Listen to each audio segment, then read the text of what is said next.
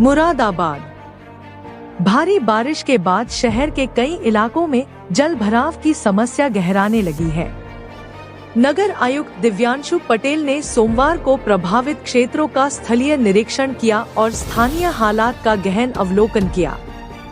निरीक्षण के दौरान भोलानाथ कॉलोनी में जल भराव की गंभीर स्थिति सामने आई, जहां सड़कों पर भरे पानी से यातायात बुरी तरह प्रभावित हुआ और आम जनजीवन अस्त-व्यस्त हो गया।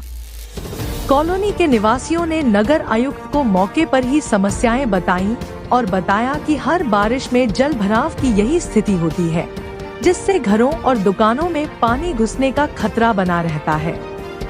हालांकि बुद्ध बाजार, स्टेशन रोड और लाइन पार जैसे इलाकों में जल भराव की स्थिति अस्थायी रही और बारिश रुकने के 2-3 घंटे के भीतर पानी की निकासी हो गई।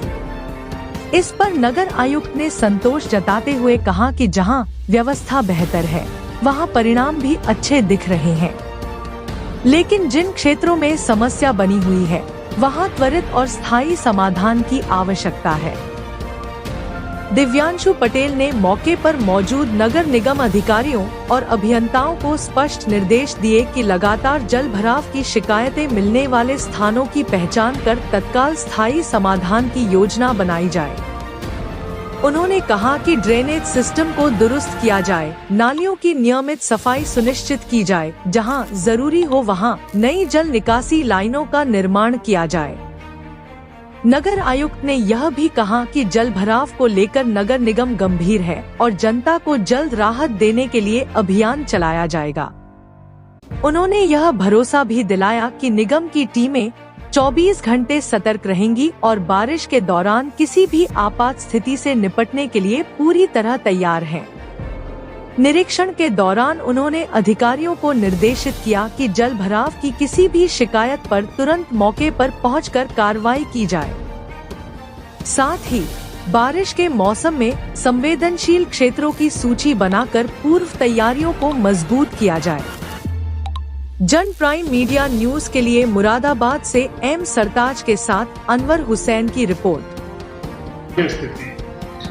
देखिए, मुरादाबाद नगर निगम क्षेत्र के अंतर्गत पहले बुद्ध बाजार एरिया, ताड़ीखाना एरिया, हमारा जीएमडी रोड और भी जो सिविल लाइन एरिया है, वहाँ पर जल भराव की समस्याएं आती थी।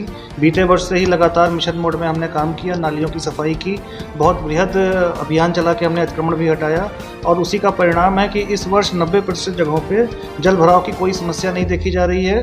3 दिन पहले अतिवृष्टि हुई, बहुत ज़्यादा बारिश हुई और करीब 3 घंटे के अंदर ही लबालब पानी कई जगहों पे भरा हुआ देखा गया। लेकिन हमारे निगम की टीम, क्यूआरटी टीम भी सक्रिय रही। रात में ही हमने हर जगह पे अपनी टीम भी भेजी और पहले से की गई सफाई व्यवस्था के नाते 2 घंटे के अंदर ही सभी जगहों से पानी जा चुका था। स्वयं मेरे द्वारा रात में 3 बजे बुद्ध बाजार एरिया और बस स्टॉप के पास जाकर वीडियो भी बनाया गया था, फोटो भी निकाली गई थी और इसे मीडिया कर्मियों से रात में ही शेयर भी किया गया था।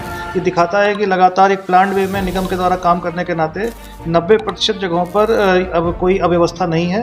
कुछ जगहें हैं जहां जयंतीपुर है या रामलीला मैदान है अथवा भोलानाथ कॉलोनी जैसी जगहें हैं जो कि सड़क से ही 3-4 फीट नीचे गड्ढे में अवैध रूप से बसी हैं और उन बसावट पर नगर निगम का कोई क्षेत्राधिकार नहीं आता है। जो भी सीलिंग की लैंड है या जो ऐसी अवैध कॉलोनियां हैं वो उसके लिए प्राधिकरण है, उसके लिए सीलिंग की लैंड के लिए पीडब्ल्यूडी विभाग है। और भोलानाथ कॉलोनी के लिए विशेष रूप से मैं बताना चाहूँगा कि बीते वर्ष ही मेरे द्वारा वहाँ निरीक्षण करने के बाद पूरी विस्तृत रिपोर्ट माननीय मंडलायुक्त महोदय और शासन को भेजी गई थी। वहाँ के बने नाले सीलिंग की भूमि पर आते हैं जो पीडब्ल्यूडी के अंतर्गत आता है। यदि पीडब्ल्यूडी अथवा अन्य किसी विभाग के द्वारा अतिक्रमण हटाने हैं तो निगम से संपर्क किया जाएगा, तो निगम अपने संसाधन उपलब्ध कराएगा। फिलहाल भोलानाथ कॉलोनी या किसी भी अन्य जगहों पर नागरिकों की सुविधाओं के लिए बीते वर्ष की ही तरह नगर निगम ने मड पंप लगा दिए हैं। हमारी पूरी कोशिश है कि कम से कम सुविधा नागरिकों को हो।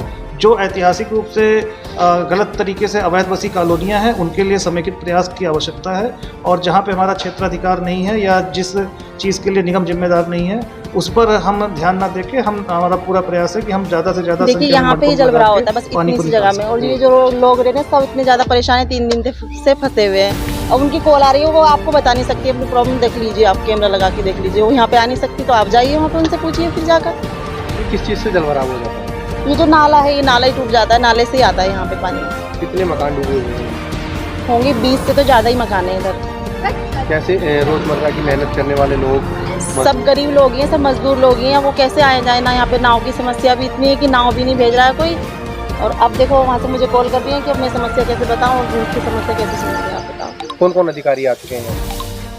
पता नहीं, मेरे आते हैं कितने लोग आते हैं यहाँ पे, कितने बार मीडिया वाले आते हैं, कुछ भी नहीं होता है। हर साल यही है। अब की स्थिति, अभी की स्थिति कैसी है? अभी की तो एक ही बारिश हुई है तो ऐसी स्थिति है, आप ही देख लीजिए आगे क्या होगा इनका बरसात। समस्याएं क्या क्या उत्पन्न हो रही हैं? आने जाने की समस्या है सबसे ज्यादा। तो अब बताइए आप क्या मांग करना चाहेंगे अपने माध्यम से आप?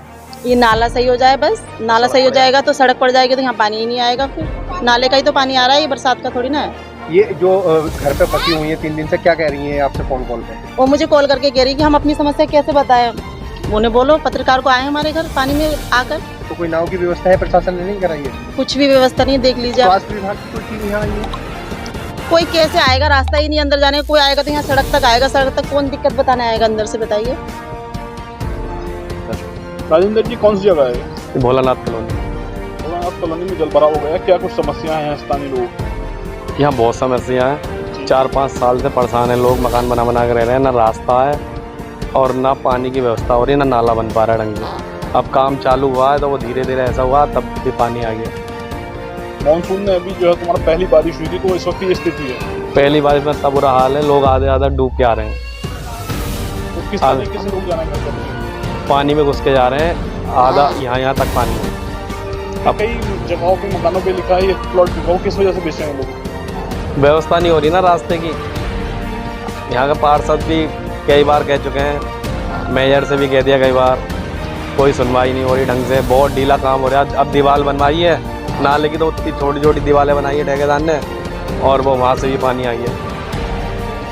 बहुत ही परेशानी, कई बार तो कंप्लेंट करी, कई बार मीडिया वाले आए, हर बार आते हैं, कोई ढंग की सुनवाई नहीं हो रही। प्रशासनिक अधिकारी से मुलाकात करिए? प्रशासन भी आते हैं, देख के चले जाते हैं, बस ये कहते हैं हो जाएगा हो जाएगा। कितने मकान डूबे हुए हैं इस समय? इस समय में लगा लो आप लगभग 15-20 मकान। स्कूली बच्चों की किस तरह की स्थिति उत्पन्न हो रही है? नाव आ जाती थी, अभी तक तो नाव का भी नहीं पता। बच्चे सब काम वाले सब घर ही बैठे हैं, कैसे आएंगे बच्चे स्कूलों से? जल भराव हो गया है, आने आने की व्यवस्था नहीं है कुछ भी। अब बीमारी फैलने की, मच्छर हैं, सांप भी आ जाते हैं यहाँ पानी में। क्या मांग रही है?